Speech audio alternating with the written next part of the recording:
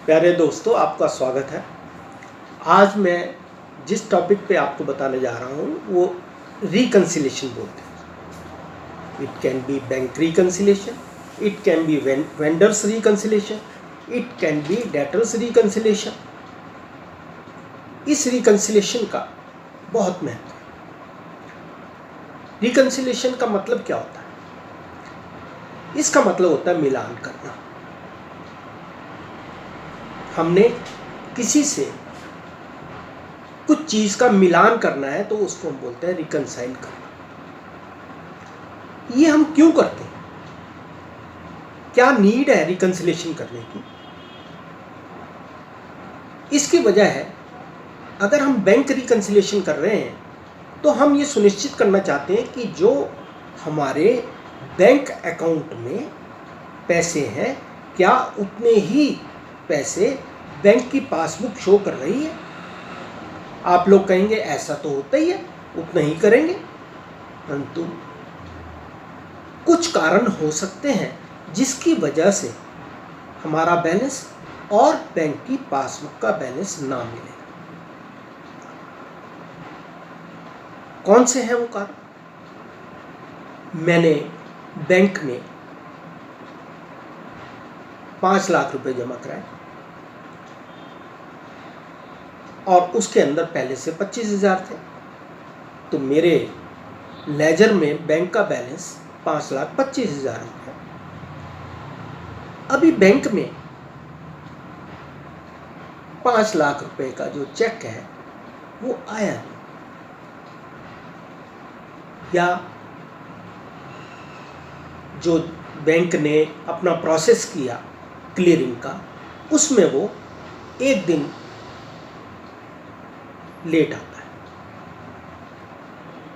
तो बैंक तो शो करेगा 25,000 है और मेरा बैंक लेजर अकाउंट शो करेगा 5,25,000 है।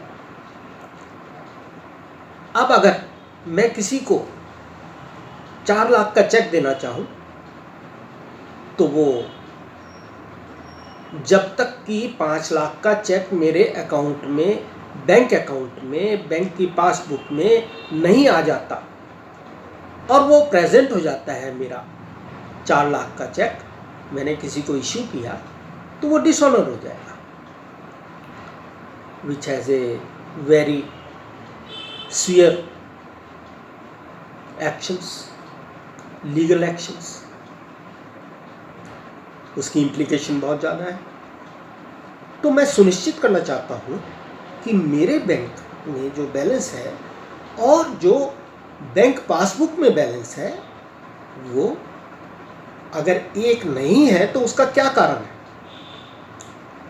मैं आपको बताना चाहूँगा कि बैंक रिकन्सिलेशन हम as on a certain date ही बनाते हैं। सपोज मैं 31 मार्च को बैंक रिकन्सिलेशन बना रहा हूँ, तो 31 मार्च का ही मैं बैंक पासबुक का बैलेंस लूँगा,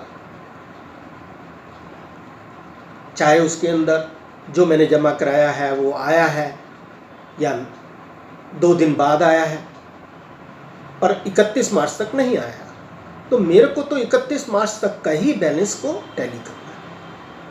अब मैं आपको ब्रीफली ये बताऊंगा कि क्या रीज़न हो सकते हैं मेरे बैंक अकाउंट के बैलेंस में और बैंक पासबुक के बैलेंस में अलग होने के। Number 1, check deposited but not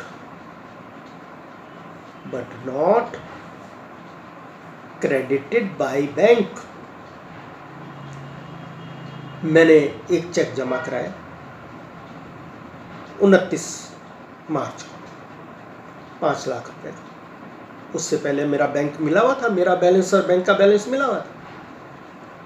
suppose 25,000 था पहले बैलेंस, तो 5,25,000 हो गया, परंतु बैंक में वो चेक 5 लाख का मेरे अकाउंट में क्रेडिट हुआ 2 मई को, तो 31 मार्च में तो बैंक जो शो करेगा वो 25,000 ही करेगा। Number 2, cheque issue but not presented for payment. किसी को मैंने चेक इशू किया, सपोज 1 लाख बैलेंस था मेरा और बैंक के साथ मिला हुआ था, तो मैंने एक चेक इशू किया 25,000 का या 30,000 का।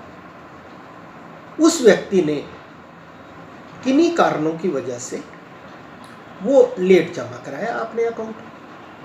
अब लेट जमा कराया तो मेरा बैंक तो तभी ही मेरे को डेबिट करेगा, मेरे अकाउंट से तभी पैसे निकालेगा जब उसके पास चेक पहुंच जाएगा, और वो चेक पहुंचा ही नहीं 31 मार्च तक।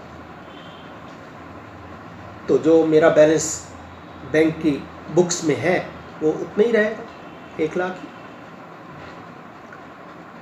तो इस वजह से भी डिफरेंस आ जाता है। और क्या वजह है? बैंक चार्जेस लेता है।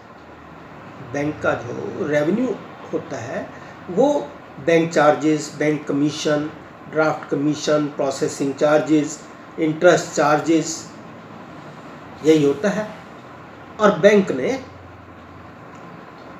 वो चार्जेस मेरे अकाउंट से निकाल दिए। मेरे को तो तभी पता चलेगा ना जब मेरे पास स्टेटमेंट आएगी। तो मेरा जो अपना लेजर अकाउंट है बैंक का, मेरी बुक्स का, वो कुछ और शो करेगा, और बैंक पासबुक जो भी बैलेंस है उसमें से वो बैंक चार्जेस निकाल के शो करेगा। और क्या वजह हो सकती है? Receipt understanding instructions. मुझको डिविडेंड मिल रहा है, वो एक्सपायर होता जाता है। तो मैंने सीधा ये काम करा, मैंने कंपनी को लिखा कि मेरा जो डिविडेंड वारंट है वो डायरेक्ट मेरे इस बैंक अकाउंट में भेज दिया करें। अब कंपनी ने तो भेज दिया। सपोज 10,500 रुपये का था डिविडेंड, वो मेरे अकाउंट में पहुंच गया, तो मेरे को तो पता ही नहीं। अब वो मेरा तो जब पता चलेगा मैं तब ही बैंक अकाउंट को डेबिट करूंगा। अब बैंक ने तो क्रेडिट कर दिया, तो डिफरेंस हो गया दोनों। और क्या वजह है? Standing instruction regarding payments.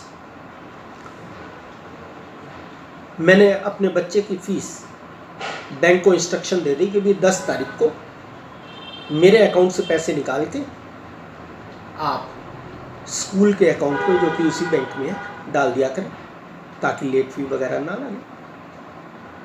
तो बैंक ने तो डाल दी, मेरे को ध्यान ही नहीं रहा उस चीज़ की एंट्री करना। या मेरी जो LIC की पेमेंट है या इलेक्ट्रिसिटी की पेमेंट है, मैंने बैंक को इंस्ट्रक्शन दे रखी है। अब बैंक ने तो जैसी इंस्ट्रक्शंस हैं उसके हिसाब से मेरे अकाउंट को डेबिट कर दिया, मेरे बैलेंस से पैसे निकाल लिए। पर मेरे को तो पता तभी चलेगा ना जबकि मेरे पास स्टेटमेंट आएगी। इस वजह से भी डिफरेंस हो जाता है। अब कुछ डायरेक्ट डिपॉजिट बाय कस्टमर्स भी होता है। मैंने कस्टमर से कहा कि भाई पैसे दे दो, उसने कहा जी मैं 2 दिन बाद दूंगा। मैंने कहा ये मेरा बैंक अकाउंट है, आप इसमें डायरेक्ट जमा करा देना इस बैंक में, क्योंकि CDS सिस्टम है, इसलिए उसने कहा जी मैं करवा दूंगा। अब मैंने तो ये सोचा कि भी उसने करवा दिए होंगे, पर मैंने कहा फिर भी कंफर्म कर लेते। तो पता चला कि उसने 1 हफ्ता हो गया जमा नहीं कराया। फिर मैंने फ़ोन करा उसे, मैंने कहा भाई जमा तो करवा दे। क्या जी बस कल करवा दूंगा। उसने कल भी ना करवा के परसों करवाया। अब मेरे को तो पता नहीं, मेरा बैलेंस शो कर रहा है उतने ही पैसे। सपोज 1 लाख रुपए थे, 1 लाख बैंक में थे, उसने जमा कराने थे 30,000, तो 30,000 का चेक उसने 2 दिन बाद जमा कराया, तो बैंक में तो हो गए 1,30,000, पर मेरे को तो अभी नहीं पता। तो इस वजह से भी मेरे बैलेंस में और बैंक के बैलेंस में फ़र्क आ सकता है। मैंने कोई चेक जमा कराया और वो डिसऑनर भी हो गया, ये भी एक वजह है। अब मैंने तो अपनी बुक्स में एंट्री कर ली कि मैंने बैंक में जमा करा दिया, परंतु जिस समय बैंक ने उसे प्रेजेंट किया क्लियरिंग में, तो उसका अकाउंट में पैसे नहीं थे या कोई और रीज़न था, चेक म्यूटिलेटेड था, कोई साइनिंग सिग्नेचर में फ़र्क था, कोई डेट में फ़र्क था, वर्ड्स और फिगर्स में फ़र्क था, देयर में बी मैनी रीजंस।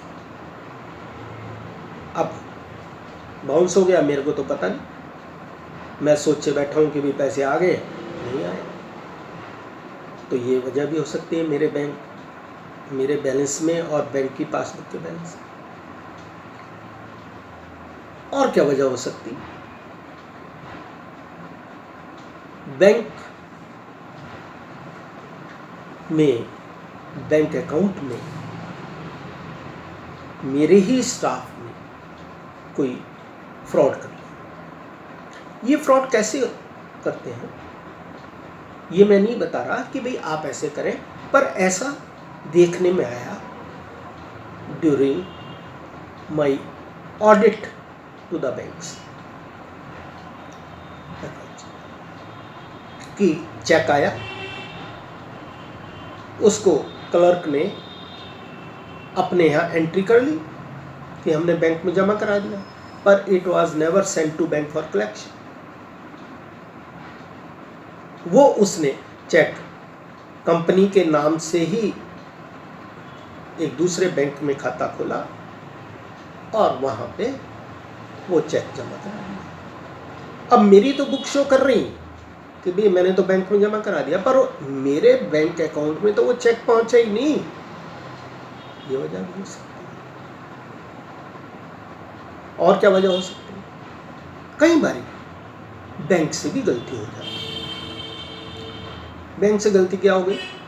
मैंने कोई चेक जमा कराया, परंतु मैंने पेइंग स्लिप भरते हुए गलती कर दी, अकाउंट गलत लिखा।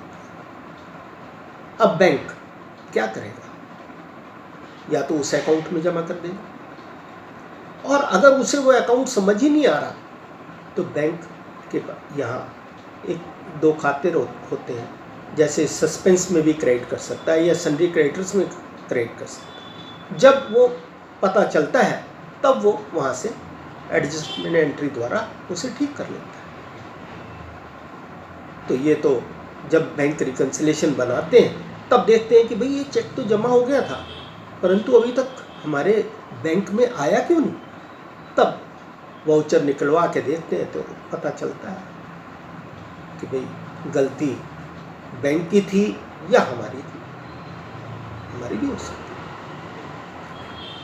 तो दोस्तों, ये सब जो मैंने रीज़न बताए, इसकी वजह से मेरा बैंक बैलेंस, मेरी बुक्स का और बैंक की पासबुक का बैलेंस डिफर हो सकता है। अब मैं आपको अपने दूसरे लेक्चर में ये बताऊंगा कि इसको मिलाते कैसे हैं। तो आप मेरा दूसरा लेक्चर इसी रिकन्सिलेशन पे देखें, उसमें मैं आपको पूरा बताऊंगा कि कैसे बैंक रिकन्सिलेशन स्टेटमेंट बनाई जाती है। Thank you.